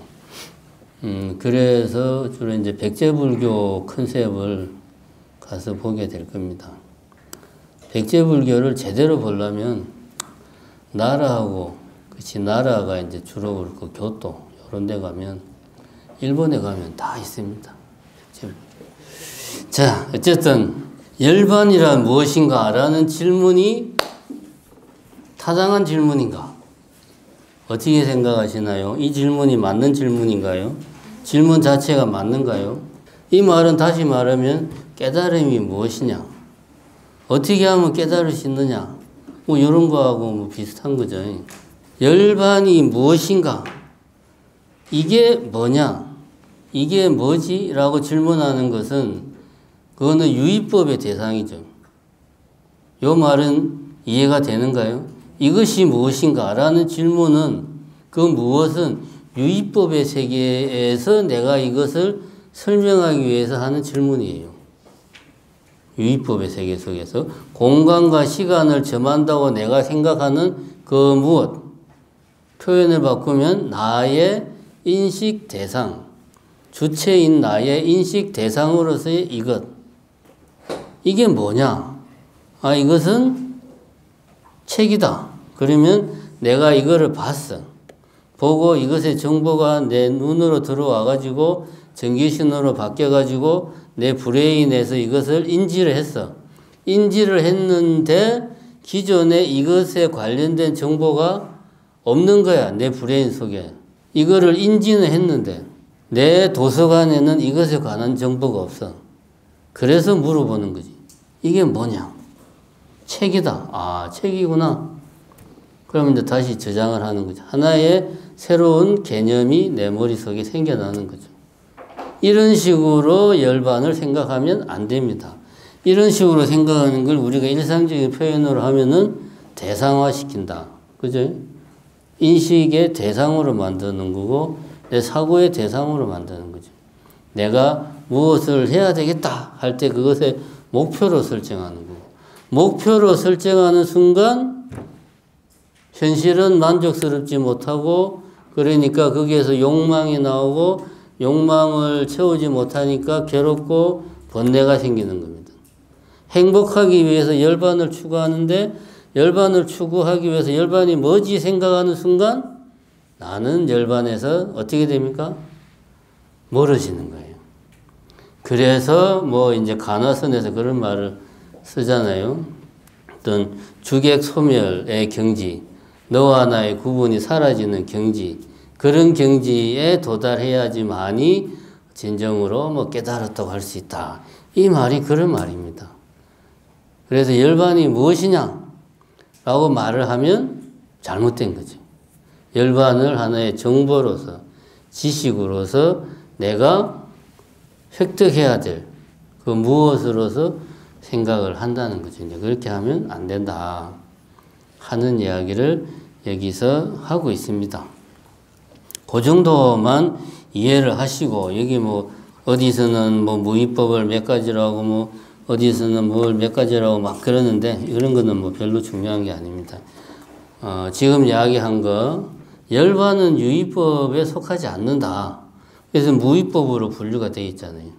유의법에 속한다는 것 자체는 다시 말해서 주관과 객관으로 나누어서 생각하는, 주체와 객체로 나누어서 생각하는, 대상으로 생각하는, 개념으로 생각하는 이런 것이 유의법으로 생각하는 거예요. 이렇게 생각하는 데서 번뇌가 생기고 괴로움이 생기고 그거를 명심하자. 그 다음에는 이제 수행에 대해서 이야기가 나옵니다. 팔정도 수행에서, 자, 팔정도를 다시 한 번 더 외워봅시다. 팔정도는 이거는 외워야 돼요. 자, 한번 같이 제일 처음 뭐죠? 정견, 정사, 정어, 정업, 정명, 정정진, 정념, 정정. 요거를 외워야 돼요. 일단 외우고 나서 왜 이런 순서인가를 이해를 해야 돼. 이해를 하고 나서 외우는 거는 아주 머리가 좋은 사람들이 하는 거고, 우리 같은 사람들은 일단 외우고, 그 원래 학교 다닐 때도 공부 못하는 애들은 일단 외우잖아요. 뭔지 몰라도. 공부 잘하는 애들은 이해를 하려고 일단 외워야 됩니다. 공부 잘하는 애들은 한 반에 끼켜야 한두 명밖에 안 되잖아요. 우리는 그런 한두 명이 아니야. 일단 외워야 돼. 그럼 정견, 정사, 정어, 정업, 정명, 정정진, 정념, 정정. 그래서 제일 마지막에 정정, 요게 사선, 색계 사선 수행을 말하는 겁니다. 요 제일 마지막에 있는 게. 자, 118페이지. 이 사선 수행이 어떻게 해서 등장하게 되었는가? 요거는 불교의 고유한 거다라는 것을 이야기하는 겁니다. 네 번째 단락, 초기 경전은 붓다가 자신의 극단적인 고행의 체험을 여기 찾았습니까? 네. 고행의 경험을 담담하게 회상한 후 유년 시절 쟁기 축제에서 조용히 잠부나무 그늘에 앉아 자연스럽게 기쁨과 즐거움이 동반하는 초선에 들어갔던 경험을 회상하는 이야기를 전하고 있다. 이거는 역사적으로 실제 했다고 말해지는 거죠. 실제 역사적으로 실전했던 고타마 시타르타라는 수행자가 이런 수행 체험을 했다 이거야. 전설이 아니고, 앞에 그 아비달마를 뭐 부처님이 천상에 올라가가지고 당신의 어머니에게 뭐 3개월 동안 설하고 그 사이에 뭐 하루에 한 번씩 사리불이 올라갔다 내려갔다 하면서 그거를 다 외워가지고 정리한 게 논장인데, 이거는 전설이고 이거는 역사적인 사실입니다. 그래서 이 색계사선 수행은 불교의 고유한 수행이다라고 이제 이야기를 합니다. 붓다는 이 명상의 기억을 바탕으로 색계사선이란 형태로 정형화된 명상의 단계들을 차례로 거치면서 해탈과 직결되는 통찰에 이룰 수 있는 굳건한 토대를 이룰 수 있다. 그러니까 이 색계사선의 이라는 형태로 정형화된 수행을 하면 해탈과 직결되는 통찰에 이른다. 요거를 두 글자로 뭐라 그럽니까? 통찰이라고 말했잖아. 그럼 이럴 때는 지혜라고 말해. 봤냐? 해탈과 직결되는 통찰, 영어로 인사이트, 통찰, 지혜, 봤냐? 에 이룰 수 있다는 굳건한 토대를 이룰 수 있다. 자, 일단 요거, 실제로 이런 수행을 고타마시 따르타가 했구나. 그럼 색계사선이 뭐냐? 하면은 119페이지 두 번째 단락을 보기 전에, 자, 자인화교의 교주가 누굽니까? 사실 그 인도 밖에서는 자인화교와 불교의 구별을 잘 못해요. 지금 우리도 그래. 우리가 흔히 말하는 뭐 5개, 뭐 10개 막 이런 거 있잖아요. 이게 자인화교에서 지키는 거하고 거의 비슷해요. 그러니까 인도 내에서도 불교하고 자인화교는 아주 비슷해요. 구별하기가 힘들어요. 그 자인화교의 교주가 이제 마하비라라고 하는 이 양반도 왕자 출신이죠. 왕자라고 해봐야 뭐 부처님도 마찬가지지만 지금 우리가 볼 때는 좀 그냥 명망 있는 집안의 아들 정도. 왜냐하면 그때 당시 나라라고 해봐야 뭐 끼키야 부족 국가 정도인데 그래봐야 뭐 몇 명 되지도 않는데 그래도 왕자인데 어쨌든 이 양반도 왕자 출신인데 자인화교는 고행을 강조했어요. 그럼 자인화교에서 해탈은 고행하다가 죽는 거예요. 고행을 해서 고행은 내 몸을 고통스럽게 하면은 고통스럽게 하는 만큼 내한테 있는 악업이 소멸되는 거예요. 악업이 다 사라지면 나는 더 이상 윤회하지 않아도 되죠. 유여열반이 아닌 무여열반에 드는 거지. 그 고행을 해서 죽었어요, 실제로. 마하비라는. 그러니까 자인화교의 수행은 고행이고, 왜냐? 육체를 괴롭혀서 악업을 괴롭힌 만큼 악업이 소멸되니까. 그 고통 그 자체가 수행이었는데 부처님은 보니까 그때 당시에는 대부분이 그렇게 수행을 한 거야. 근데 아무리 이제 부처님 고행상 보면은 피골이 상접해가지고 거의 막 해골 같이 되어 있는 고행상이 있습니다. 여러분들 본 적이 있을 건데 그 정도로 했는데도 당신이 보기에는 뭔가 부족해. 이건 아닌 것 같아. 이 산이 아닌가 봐. 이게 보통 사람들은 올라온 게 아까워서. 그죠? 저 백운산 거의 정상까지 다 올라가서 여기가 무등산이 아닌가 봐. 어떻게 하지? 제일 쉬운 방법이 뭡니까? 백운산 정상 올라가서 여기가 무등산이야. 그러고 그냥 딱 사진 찍고 나 무등산이야. 이게 제일 쉬운 방법. 근데 여기 무등산이 아닌가 봐. 다시 내려가가지고 다시 무등산까지 가가지고 다시 무등산까지 올라간 사람이 고타마 시다르타고 이 차이입니다. 고행을 했는데 뭔가 미진한 거지. 그래서 이건 아니다 해서 어릴 때 뭐 쟁기 축제에서의 그 기억을 떠올리면서 당신이 나름대로 수행법을 만든 거예요. 이게 색계사선. 그 내용이 이제 두 번째 단락에 나옵니다. 자, 요거는 실제 체험하는 거죠. 수행을 해서. 체험을 하는데 어떤 단계를 거쳐간다는 걸 우리가 알고 있어야 되겠죠. 알고 있어야 됩니다.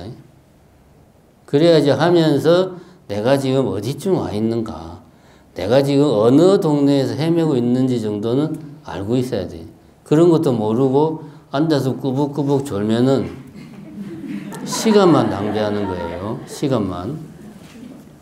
자, 두 번째 단락.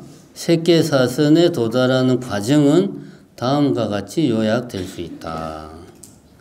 첫 번째 단계는 수행자는 감각적 대상에 무관심하게 되고, 첫 번째, 감각적 대상에 무관심하게 되고 다섯 장애를 떨쳐버리면서 심사와 숙고를 동반한 기쁨과 즐거움의 상태인 첫 번째 선정의 단계에 도달한다.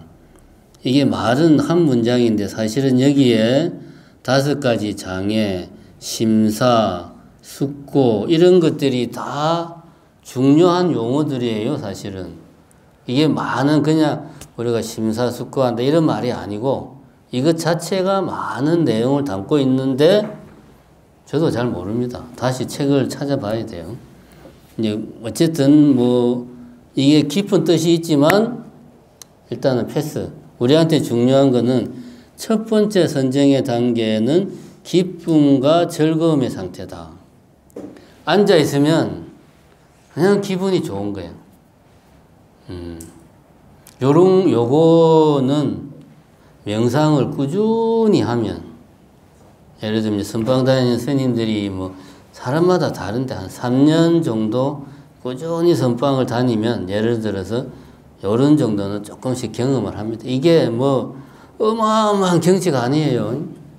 어느 정도 하면. 근데 일상생활을 하면서는 명상을 한다. 이게 했다가 안 했다가 뚝뚝뚝 끊어지기 때문에 계속 유지를 하면서 이것을 쌓아 나가야 되는데 그게 힘드니까 이제 제가자가 이런 명상 체험을 일상생활을 하면서 하기는 좀 쉽지가 않습니다. 근기가 안 돼서 그런 게 아니고 조건이 힘든 거죠. 꾸준히 해야 돼요. 꾸준히. 첫 번째는 기쁨과 즐거움의 단계다. 요거는 보통 어떻게 경험을 하냐면 결제를 시작해가지고 앉아있으면 처음 보름 동안은 시간이 무지무지하게 안 가요. 그냥 밖에서 봤던 영화 생각도 나고 만났던 보살도 막 떠오르고 그냥 오만 잡생각이 막 떠오르다가 한 보름 정도 지나면 잡생각 할 게 없어. 그러다가 왜냐하면 생활이 단조로우니까. 그러다가 이제 좀 공부가 잘 되면 1시간을 앉아있는 게 한 5분 정도 지난 것 같은데 1시간이 훌쩍 지나간 거예요. 그냥. 몸도 아주 가볍고. 이런 경험을 가끔 합니다. 이런 경험을 항상 했으면 제가 여기 없겠죠. 그죠? 이런 경험을 제가 몇 년 계속 했으면 아마 지금쯤 서울 딱 조계사에서 뭐 폼 잡고 있겠지. 주장자 들고. 요게 이제 초선입니다. 제 이야기는 요게 이것 자체가 아주 어려운 경지가 아니고 시간을 투자를 해서 꾸준히 하면 아주 정신이 산만한 사람이 아니라면 맛은 볼 수 있다.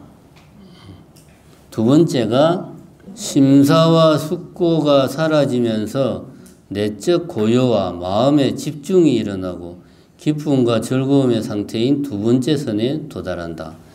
두 번째 선은 기쁨과 즐거움은 그대로 유지가 되는데 새로운 게 생긴다고 마음의 집중이 일어난다. 집중이 잘 된다. 요거는 무슨 말이냐. 이게 이제 제가 계속 이야기하지만 우리나라는 내가 수행한 거를 점검을 받을 수가 없는 시스템이에요. 남방은 이렇게 이제 인터뷰를 해가지고 점검을 한다고 하는 우리나라는 그게 없어서 내가 말하는 게 이게 이건지는 딱 모르겠는데 예를 들면 이런 경험을 해요. 앉아 있는데 보통 이제 이렇게 바깥을 보고 앉아 있으니까 방문으로 햇빛이 들어온단 말이에요. 어떤 경우에는 여러분들은 못 믿겠지만 햇볕이 움직이는 게 눈에 보여. 이게 말이 쉬운데 내가 앉아서 햇빛이 움직이는 거 볼 정도면 집중력이 어마어마해야 됩니다. 5분 정도 봤는데 이 문 그림자가 요만큼 갔네? 5분 가지고는 안 되지. 한 30분 이상 아무 생각 없이 그것만 딱 보고 있는 거예요. 그럼 이게 실제로 움직여요. 방문 그림자가 쫙 움직여. 못 믿겠지만 그럴 때가 있습니다. 이게 이제 그거라는 건 아니고 어쨌든 왜냐하면 뭐 검증을 못 받았으니까 그렇게 이제 집중이 우리가 말하는 오늘은 이렇게 뭐 시험 공부하는데 공부가 잘 되는 이 집중이 아닙니다. 그런 집중이 아니고 생각이 한 군데로 모여지는 거예요. 말 그대로 집중. 컨센트레이션. 한 군데로 집중되는 거예요. 우리가 보통 뭘 할 때는 말을 할 때 손을 움직이면서 말을 하면서 눈으로 여기도 보고 저기도 보고 동시에 여러 가지를 막 하거든요. 이게 아니고 한 가지, 예를 들면은 마룻바닥에 어떤 얼룩, 그것만 딱 보고 있는 거야. 다른 거 일치 안 하고. 하나의 모든 감각이 집중되는 거죠. 그런 집중이 이제 일어난다는 말이죠. 그 다음에 세 번째는 기쁨이 사라지면서 평정하고 주의 집중하고 두루 지각하고 신체를 통해 즐거움을 경험하는 세 번째 선에 도달한다. 주의 집중은 마지막까지 계속 이어집니다. 근데 요 세 번째는 이제 신체를 통해 즐거움을 경험한다. 저는 요거는 뭔 말인지 잘 모르겠어요. 이게 정확하게 어떤 건지는. 근데 이제 뭐 주의 집중은 뭐 아까 말한 그런 겁니다. 요게 이제 이런 경험들은 해요. 뭐 손이, 저는 이제 손까지 사라지는 경험을 해봤어요. 어떤 사람들은 몸이 사라지는 경험도 하고 막, 어떤 사람들은 유체이탈도 막, 본인이 그렇게 느낀 거예요. 실제로 유체이탈을 한 게 아니고. 그건 모르죠. 실제로 했을 수도 있지, 이거는. 어쨌든, 이렇게 뭐, 손만 사라지는 경우, 발이 사라지는 경우, 뭐 이제 그런 경험들을 합니다. 그거하고 비슷한지는 모르겠는데, 어쨌든 요 사선에서는 2선부터 끝까지 중요한 게 뭐다? 집중. 그리고 제일 마지막에는 완전한 평정과 주의 집중이 이루어진다. 즐거움과 괴로움이 다 기쁨, 고통, 즐거움, 괴로움 이런 감정들은 다 사라지고 완전한 평정과 주의 집중의 상태가 된다. 요게 이제 뭐 7일 동안 지속되면 깨닫는다 라고 말하는 거예요. 이게 이제 누가 한 말인가 하면은 선요를 쓴 그 스님이 이제 그런 말을 했어요. 7일 동안 화두가 성성해도 깨닫지 못한다면 나는 죽어서 귀신굴에 빠질 것이다. 뭐 이런 식의 표현을 했습니다. 근데 우리는 보통 이런 경험을 10초, 1분, 3분, 길어야 30분, 30분만 해도 엄청 긴 거죠. 그 정도 해가지고는 3달 내내 쪼아가지고 한 10분 정도 이런 경험을 했다. 어떻게 보면 상당히 비효율적이죠. 이제 그런 것들이 쌓여서 어느 시점에 가면 이제 이런 완전한 평정의 상태가 내가 깨트리려고 해도 깨지지 않고 쭉 이어지는 거죠. 그때가 이제 화두가 성성하다라고 말을 하는 거죠. 그 전에는 조금씩 누구나 맛을 봅니다. 이것 자체를 아예 못한다는 게 아니에요. 맛보는 거는 누구나 할 수 있어요. 조건만 갖추어지면. 자, 우리가 날이 흐릴 땐 구름이 해를 완전히 가릴 때도 있지만 그렇지 않은 경우가 더 많잖아요. 가끔씩 햇살이 구름 사이로 비치는 걸 경험을 해요. 근데 완전히 구름이 다 그치고 해가 쨍쨍 비치는 거하고 햇살이 잠깐 구름 사이로 한 1분 정도 잠깐 비쳤다가 사라지는 거하고 똑같이 취급하면 됩니까? 안 됩니까? 완전히 다르잖아요. 그런 이야기입니다. 그래서 이제 어쨌든 사선, 정에서 중요한 것은 완전한 평정과 집중. 이게 중요하다. 왜 중요하냐? 그 뒤에 이제 사마타 위파사나 이야기가 나오죠. 자, 120페이지 그 사마타와 위파사나 바로 위에 한 5번째 줄 정도 보면 초기 경전은 색계 사성과 사성제를 중심으로 깨달음에 이르는 길을 종종 언급하고 있다. 이 방법은 다른 곳에서 유래를 찾기 어려운 불교의 고유적이고 본래적인 방법으로서 깨달음에 이르는 길에 대한 현대인들의 의문에 조금이나마 답을 줄 수 있을 것으로 보인다. 이제 기존의 종교적인 뭐 고행 위주의 수행 방식이 아니고 실제로 체험을 통해서 정립해 놓은 방식이기 때문에 현대인들에게 도움이 될 수 있다. 그러니까 이런 뭐 미신이나 뭐 초월적인 거나 이런 것들에 대해서 그렇게 마음이 동하지 않은 현대인들도 이런 불교의 수행에 대해서는 상당히 관심을 가질 수 있다. 그런 이야기죠. 그럼 이 사선에서 집중을 강조하는 이유는 위파사나를 하기 위해서다. 위파사나가 지혜입니다. 반야, 위파사나 수행이. 완전한 지혜를 정득하는 게 깨닫는 거예요. 자, 121페이지 두 번째 단락. 사마타 수행은 찾았습니까? 집중을 통하여 고요함과 평온함을 개발하고 그로 인해 장애가 제거된 선정을 성취하는 수행이며 또한 다음 단계인 위파사나 수행을 위한 준비 과정이다. 그러니까 사마타 수행의 핵심은 집중. 이 사마타 수행의 핵심이다. 집중을 왜 하냐? 완전한 평정 상태를 얻기 위해서다. 완전한 평정 상태에 도달하기 위해서다.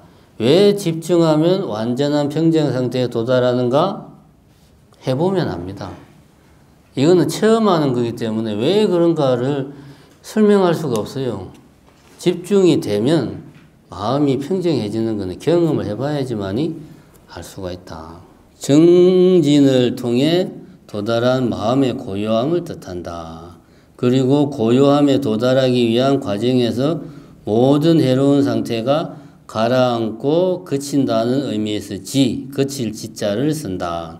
그래서 우리가 사마타 수행, 위파사나 수행을 한문에서는 합쳐서 지관 수행 이런 표현을 씁니다. 지는 사마타 수행, 관은 위파사나 수행.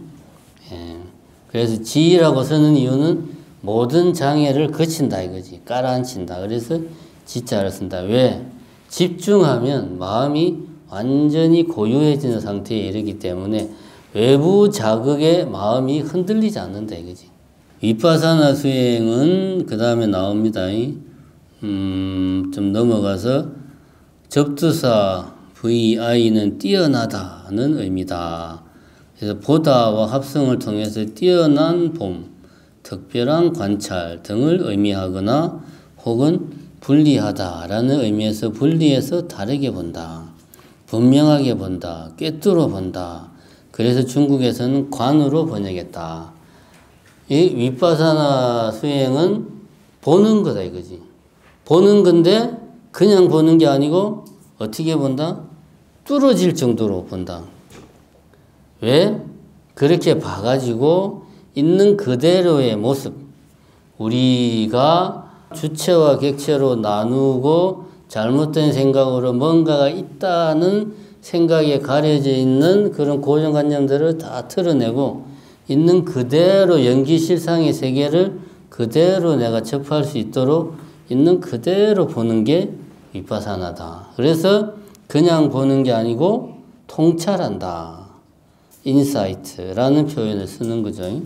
내적 성찰 뭐 이런 표현도 쓰고 122페이지 보면 네 번째 줄 사마타 수행을 이끄는 사마띠가 없으면 대상을 있는 그대로 보는 지혜는 생기지 않기에 집중은 지혜를 이끄는 중요한 기반이 된다. 따라서 사마타 수행을 통해 번뇌를 억제하고 위파사나 수행을 통해 지혜와 함께 번뇌를 제거한다.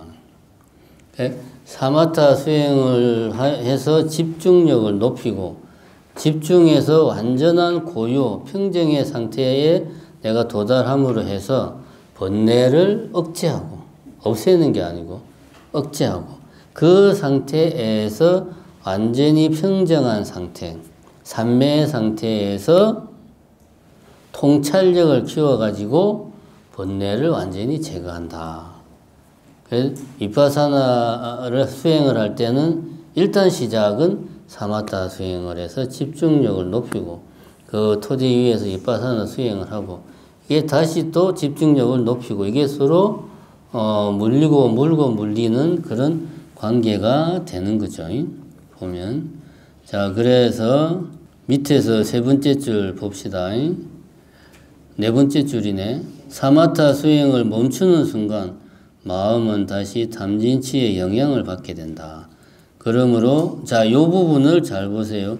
위파사나라는 강력한 지혜, 반야를 극대화하여 지혜의 힘을 통해서 번뇌를 통찰하고 이들의 불의를 소멸해야만 번뇌가 다시는 일어나지 않게 된다. 위파사나가 지혜다. 근데 그냥 통찰한다고 해서 지혜가 생겨나는 게 아니고 강력한 지혜만이 번뇌를 제거할 수 있다. 지혜는 뭐냐? 있는 그대로를 통찰하는 거다. 내가 태어난 이후로 오랫동안 무의식적으로 쌓아온 온갖 고정관념들. 예를 들면 우리는 뭐 고정관념 그러면은 자고로 여자는 밥을 하고 남자는 나가서 돈을 벌어 와야 돼. 이런 고정관념을 불교에서는 말하는 게 아니에요. 어떤 게 고정관념입니까? 이것은 책이다. 이게 고정관념이라는 거지. 이것은 컵이다. 이게 불교에서는 고정관념인 거지. 이게. 그래서 있는 이것은 컵이다라고 하는 아주 뿌리 깊은 고정관념을 깨트리고 있는 그대로 통찰해서 연기실상의 세계를 통찰할 때 반야, 지혜가 밝아져서 번뇌가 완전히 제거된다. 번뇌가 왜 생기느냐? 이것이 컵이다 라고 내가 생각하는 그 순간부터 번뇌가 생긴다는 거지. 여기에 물을 마시고 싶은데 컵이 지저분하네. 어디에 물을 마시지? 정말 물 마실 것도 없네. 뭐 이런 생각을 하는 이유가 얘는 컵이다라는 생각을 내가 가지니까 이런 생각을 하는 거라는 거죠. 이렇게 번뇌가 생긴다. 정리를 하면 팔정도에서 마지막은 정념, 정정 이렇게 있습니다. 정념은 사념처 수행을 하는 거예요. 이거는 위파사나 수행입니다.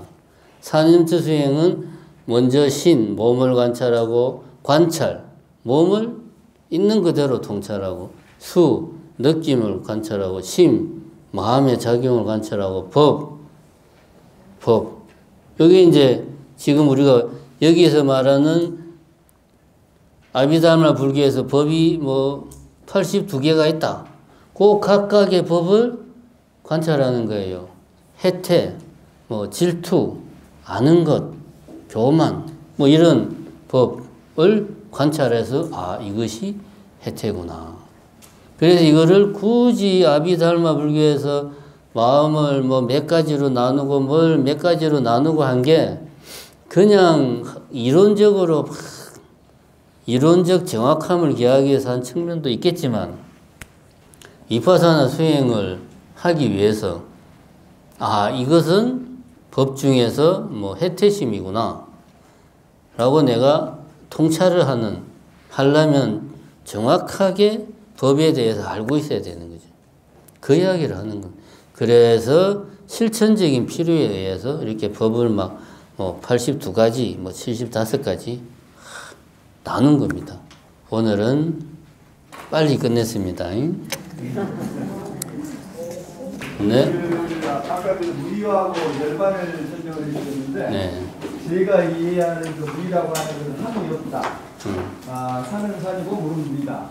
제가 그렇게 이해를 하고 있습니다. 그러니까 열반이라고 하는 것은 삼독이 멸한 상태의 열을 제가 열반으로 이해를 하고 있는데 우리 주인님이 말씀하실 때는 무의법 측면에서는 설명을 할 수가 없다. 그것이 뿐이다 이렇게 말씀하셨습니다. 그렇다면 무의와 열반이라고 하는 것은 공하고 같은 개념인 것인지 오늘 좀 알겠습니다. 뭐 굳이 이야기하면 같은 개념인데요. 불교에서 무의를 어떻게 이해를 해야 되냐? 우선 먼저 무의라는 표현 자체는 불교 용어가 아니죠. 그건 이제 도교에서 쓰는 노장사상, 용어를 불교가 중국에 들어왔을 때 이 이제 무의라고 이제 이렇게 불교에 나오는 이 용어를 뭐로 번역을 할까 해서 기존의 중국의 어떤 사고 체계에서 가장 비슷한 걸 찾다 보니까 무의라는 게 있는 거야. 그래서 무의로 번역을 한 거예요. 이것이 그러니까 이 연기, 공, 이것을 공도 사실은 노장사상의 용어인데 이거를 이제 무의라고 번역을 한 게 무의니까 무의로 번역을 한 게 아니고 기존에 있는 용어 중에서 제일 비슷한 걸 골라온 거예요. 그럼 여기서 말하는 무의라는 게 뭐냐? 함이 없다라는 표현을 우리가 이렇게 이해를 하면 됩니다. 불교 초심자들이 제일 이해하기 어려운 것 중에 하나가 유의법, 무의법, 함이 있다, 함이 없다. 이게 도대체 뭐가 있고 뭐가 없다는 거냐. 이게 참 이해하기가 힘든 건데 함이 있으려면 우리 상식적인 세계에서는 뭔가 내가 행동을 하려면 인식을 해야 돼. 여기 책이 있구나. 내가 이 책을 봐야지. 책을 보는 행동을 하는 거예요. 행동을 하려면 먼저 인식을 해야 돼.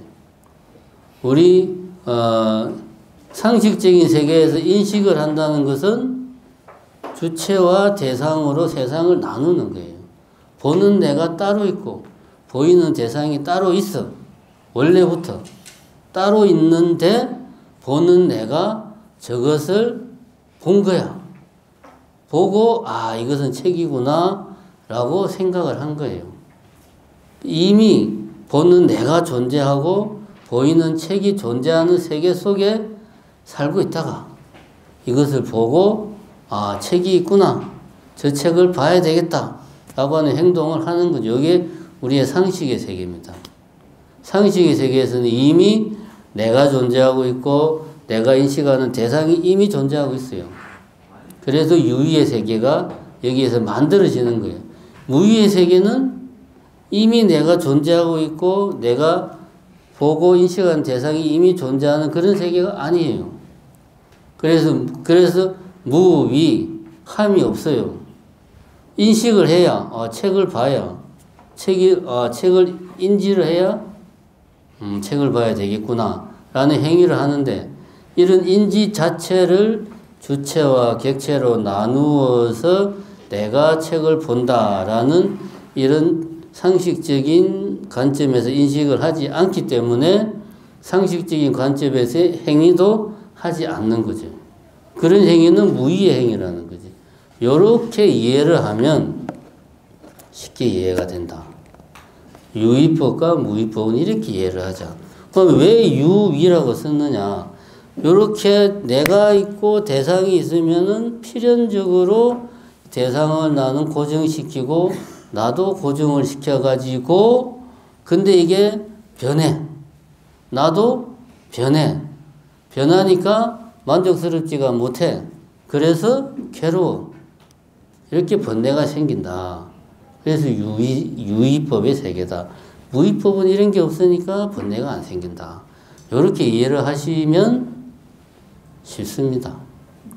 물론 왜 그때 그러면은 누가 번역했는지 모르지만 무의라고 번역을 했냐? 라고 저한테 물어보면 저는 할 말이 없죠. 그거는 누가 번역했는지 모르겠지만 그렇게 번역을 했으니까 그렇게 이해하시면 됩니다. 그 12경기에서 아버지가 생각을 해봐도 그 무명, 행, 식, 그건 정신적인 작용이란 말입니다. 예. 거기에서 명색으로 예. 식이 있음으로 해서 명색이 생겼다. 그런 명은 이해가 되는데 색이라고 하는 것은 물질적인 것인데 어떻게 정신에서 물질이 생길 수가 있는 것인지 그것이 저는 아직도 이해가 됩니다. 이제 그 부분은 이제 사실 저도 12연기를 설명하려면 다시 봐야 되는데요. 워낙 복잡해가지고 그냥 대충 기본적인 흐름만 이야기를 하자면 우리는 생각하기에 계속 저는 지금 같은 이야기를 하고 있어요. 여기에 뭔가가 있어. 색이죠. 뭔가가 있어. 내가 있어. 보고 이거를 내가 인식을 했어. 그래서 제가 아까 말했듯이 빛이 여기에 부딪혀서 들어와 가지고 전기 신호로 바뀌고 이런 과정이 이제 유깁, 촉수, 애치, 유까지가 쫙 나오는 겁니다. 그러면 문제는 얘는 언제부터 여기 있던 거야? 이 문제입니다. 여기서 말하는 색이라고 하는 것은 이 색은 이 연기실상의 세계 그 무엇을 말하는 게 아니고 아 여기에 뭔가가 있구나라고 내가 생각하는 그 자체예요. 그 생각 자체를 내가 만든 거야. 이게 이제 유식의 사고방식에서는 유식, 오로지 식만 있다. 오로지 식만 있다는 말은 식이 아닌 것은 없다. 즉 생각이 아닌 것은 없다. 객관적으로 존재하는 이런 것은 없다. 이것도 내 생각에서 비롯된 거다. 이미 내가 지금 이거를 인식하기 전에 그 이전에 이미 나는 이것에 대한 내 나름의 생각이 내 머릿속에 있었던 거야. 그래서 뭔가가 있다라고 하는 이게 딱 처음 보는 거더라도 있다와 없다를 구분하는 그런 사고 판단은 이미 있어서 내가 어떤 연기실상의 세계를 대하는 순간 그 세계에 대해서 뭔가가 있다라고 내가 규정을 해요. 그러고 나서 그것이 뭘까 생각하는 과정이 이제 촉수, 애치, 유까지 쫙 흘러가는 게 그 과정입니다. 그 유가 다시 이제 그렇게 해서 만들어진 게 앞에 말한 명식이 되는 거죠. 명색.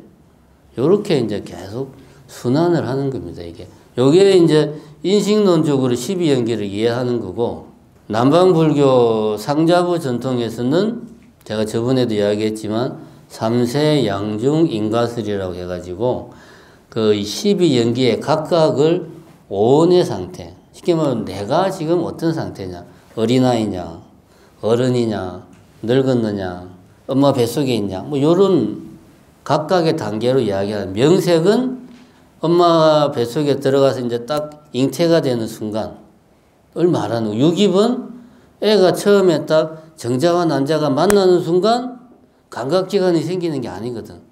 좀 있다가 생기잖아요. 그게 유깁이 유깁처럼 말이지. 이런 식으로 설명하는 게 3세 양중 인과설. 그래서 남방불교에서는 12연기는 따로 있고 우리가 그냥 말하는 연기는 연이라는 표현으로 용어를 다르게 쓴다. 그래서 연은 우리 그냥 상식적인 표현을 쓰면 인과관계에는 24가지가 있다. 이런 식으로 하면 이게 엄청나게 복잡해요. 보통 아비달마를 공부하면 앞에 법까지는 어떻게든 공부를 해. 법도 양이 엄청나게 많아요. 그 82가지 하나하나가 차지하는 분량이 많아. 그거 쫙 하다 보면 진이 다 빠져가지고 저 뒤에 24연쯤 가면은 다 포기해. 그래서 저도 24연이 뭔지 모릅니다. 어쨌든 그렇게 이해를 하시면 일단 인식론적으로는 크게 무리가 없지 않겠냐. 예. 그 불교를 잘 모르는 사람은 TV 매스컴을 통해서 예. 등신불을 보고 많이 감명 깊었다고 해요. 예. 근데 영화 등신불, 예. 등신불이 제가 오늘 듣다 보니까 자연화교 같은 느낌이 드는데 스님 어떻게 생각하시나요? 수행의 그 고도의 수행을 불교의 그 하나의 정신도 보고 그렇게 생각하는 일반 사람들이 많거든요. 네. 등신불이 실제로 수행을 하면 그런 단계로 가느냐? 이제 그 등신불을 보고 불교의 그 일부분이라고 생각하고 불교에 대해서 감명 깊게 생각하는 일반 사람들이 있어요. 있는데 예, 등신불에 대해서 예, 근데 제가 보기에는 자인화교 일부 같은데 자인의 수행을 통해서 이 자인화교하고는 아무 관련이 없고요. 예. 밀교 전통하고 중국 쪽에서 그런 게 있습니다. 그러니까 이제 요게 수행하다가 굶어서 돌아가신 그거 아니에요? 그거는 이제 인도에서 오래전에 부처님 당시에 고해인이 수행 법으로 대중적으로 많이 수행했던 건 사실인데 이거하고 등신불은 다른 거고 등신불은 이제 밀교가 이제 인도에서 생겨난 거예요. 여기 이제 중국으로 들어오면서, 중국의 밀교 중에 다 그런 게 아니고 일부는, 등신불 수행을 해요. 그래서 몇 년 전부터 특정한 걸 먹고, 이게 그냥 죽으면 바로 등신불이 되는 게 아니고, 음식이라든가 뭐 여러 가지를 몇 년 동안 쫙 조절을 해가지고, 그 다음에 그렇게 조절을 해서 죽으면은 그 스님을 이제 금이나 이런 걸 이제 씌우는 거야. 밖에서 볼 때는 그냥 불상이에요. 금 도구만 불상인데 엑스레이로 찍어보면 안에 이제 막 사람 뼈가 있는 거지. 요런 게 이제 한때 중국에서 밀교가 들어와서 중국화된 밀교가 좀 번성할 때 그런 수행이 있었어요.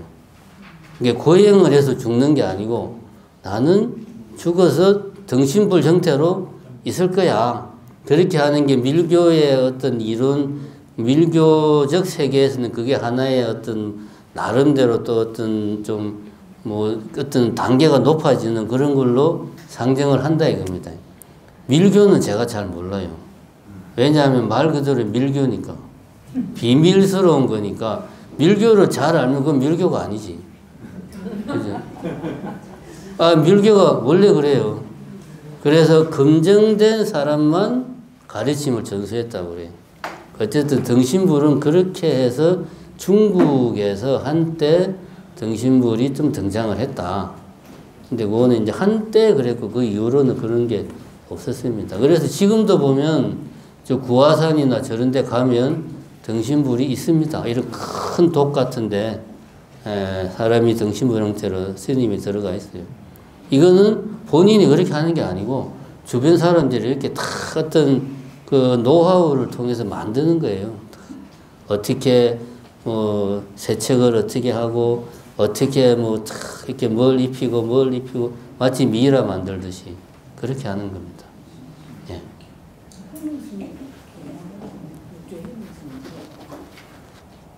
그거는 다른 거예요. 해능스님 부분은 이 가공된 부분이 많아가지고 어디까지가 진짜인지는 사실 모릅니다. 제가 여러분들에게 해능스님은 사실은 만들어진 부분이 많아요. 보면 그래서 어디까지 진짜인지는 잘 모릅니다.